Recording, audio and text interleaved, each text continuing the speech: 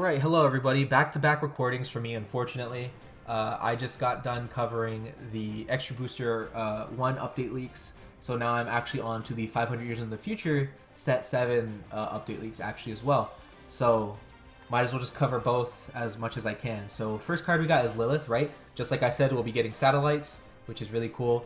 They're not considered satellites, so it's Scientist and Egghead, so Egghead is an archetype that we'll be getting. Scientist, we actually got another one in Extra Booster 1 that I covered.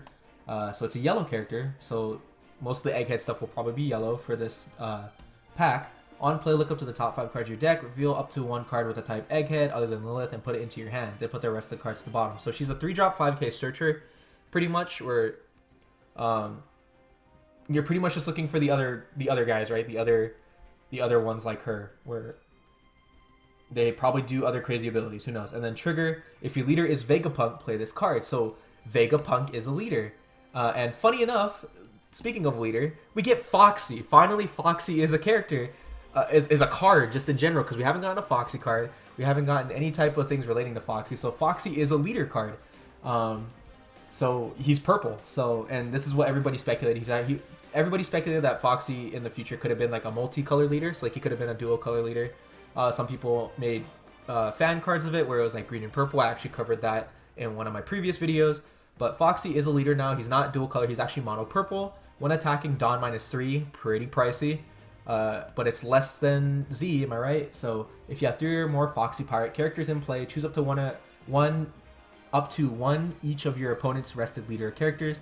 The cards you chose do not become active during their owner's next refresh phase. Okay, so it's like it's 10-drop Dofi's ability, but you -3 Dawn, and you only get to choose 1. So it could be like something you really don't want them to swing with next turn. So like it could be like a Big Mom or something, who knows. But really cool we get Foxy Pirates now. Foxy's now a leader card. So yeah. Next leader card, and I'd like to say I called it. Monkey D. Dragon is now a leader card. He is not dual color either. I speculated that like Monkey D. Dragon could have been a leader that was dual color, like probably like green and red or something, or green and blue maybe. But Monkey D. Dragon is now a leader card, and he's a mono color. Activate me once per turn. Give up to a total of 2 of your currently attached Dawn to one of your characters. So really cool. You don't need Dawn on him. So like you could put something on another character that relies on Dawn for their ability, and then move it over to the next character. So that's really cool. So like you could put it, weird example I know, right? So you could give 2 Dawn to the, I think it's a 5-drop Chaka that gives something Dawn, right? So you put 2 Dawn on Chaka, use that ability, put a Dawn on something else, and then swing with Chaka, put those 2 Dawn on something else, and then swing. So really cool that it's not archetype locked to just Revolutionary Army. It's just a universal leader ability that's for red. So it's really cool that we finally get Monkey D. Dragon as a leader card. I'd just like to say I called it. That's just all I'm gonna say. And then other leaders, we got pretty much this is just a leader update. We got more leaders than anything else besides the one Lilith card down here. So next leader is Jewelry Bonnie. Of all characters, we get Jewelry Bonnie as a character. She's no longer just a 1-drop searcher. She has the archetype Bonnie Pirates, but let's be honest, are we ever going to get any other character cards with Bonnie Pirates in its archetype? Probably not, because nobody remembers any characters from the Bonnie Pirates besides Jewelry Bonnie. When an opponent attacks, so it's an ability that works on your opponent's turn. It's a once per turn. You pay 1. You may rest a specified number of Dawn, rest up to one of your opponent's leaders or characters. So, not bad for green. That's what green does. It rests things. So, just paying 1 Dawn in your opponent's turn when they attack really helps, because it doesn't matter what cost they are either. So, that's pretty good. That's a pretty good ability. Who knows what will be ran in this? Maybe Supernovas, right? Because Supernovas is also an archetype she has. So, pretty interesting, right? She could run with Cavendish. She could be ran with the Laws and all that. So, who knows what we can expect from that. So next up we have Bo Hancock as another leader, and it's a mono blue. It's 7 Warlords of the Sea, of course, because it's Hancock, and then we have Kuja Pirates as a second archetype. So maybe we'll get some more Amazon cards, maybe, who knows. Maybe we'll get like the 2 sisters as cards, maybe. During your turn though, once per turn, you may activate this when a character leaves play from one of your abilities. If you have 5 or less cards in hand, draw 1. So really cool, right? If you have 5 or less cards in hand, you could play like a 3000 Worlds. Since they got removed from play, from the board, you get to draw a card. So not bad.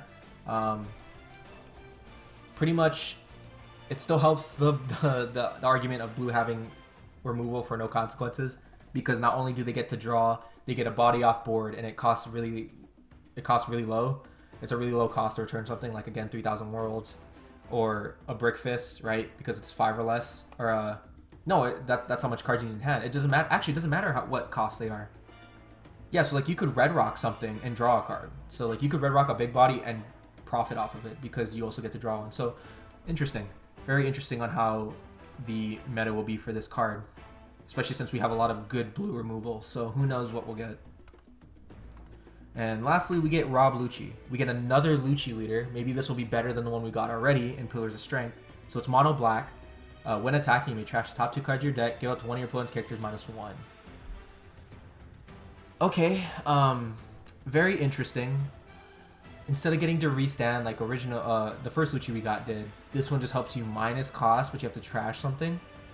Very interesting, I might say, but I don't know what or how good this will be, so who knows? I don't know. I just feel like this leader sucks compared to the rest.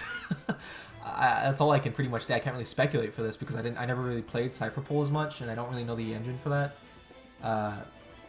Besides Bluno and Khalifa and Kaku, but like who knows what this could be? Like there's always potential for everything. So Rob Lucci, we get another card, and like I said earlier, I don't know if I stated it, but like all the leaders we've gotten in this update are all mono color. We haven't gotten a single dual color like leader. Maybe we're not gonna get one.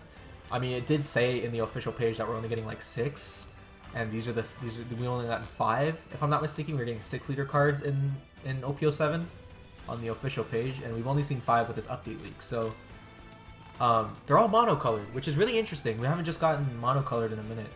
So yeah. If anything, the last leader is a dual color, and we don't know who that's gonna be. Actually, wait, we do know who the last leader is gonna be because it's Vegapunk. Because it's the trigger for Lilith is if your leader is Vegapunk.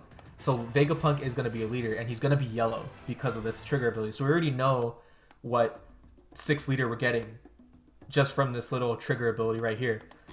We've just only gotten pictures of 5. So out of the 6. The 6th one is Vegapunk, and most likely he's yellow. Hopefully he's not mono yellow, because that means we just get mono colored leaders this whole set. But of course he's gonna be yellow because of this little trigger ability for Lilith. So if he is mono yellow, fine, whatever. I just think that's kind of weird how we're not getting dual color leaders in this set. So we can only speculate on what that could be, right? So we've already gotten coverage of all the leaders from set 7 already, and set 6 isn't even out for America yet, and we've already gotten all the info on what set 7 leaders are going to be like. So really interesting. I just like to say again, I called it. Monkey D. Dragon is a leader we're getting in set 7, so really cool, and he has a really interesting ability to where he just moved on around, so that's really cool. I'll probably be running this when this comes out, and maybe Jewelry Bonnie, but yeah, this will be it for the set 7 update. Really excited for set 7, mostly because we finally get Foxy as a leader. Monkey D. Dragon, I called it. I'm going to keep saying it every time. Really cool. More Revolutionary Army stuff. And then Jewelry Bonnie's a leader now. Boa Hancock's a leader now. And we still have yet to get any other leaders of the Straw Hats besides Sanji, Zoro, Nami, and Luffy. We don't have a Chopper one. We don't have a Jinbei one. Frankie or whatever like that. But yeah. That's it for set 7. Again, just like the Extra Booster 1, if more stuff comes out for this page, I will definitely cover it as best to my ability. So, yeah, that's going to be for this video. Thanks for watching, and I'll see you whenever I make next.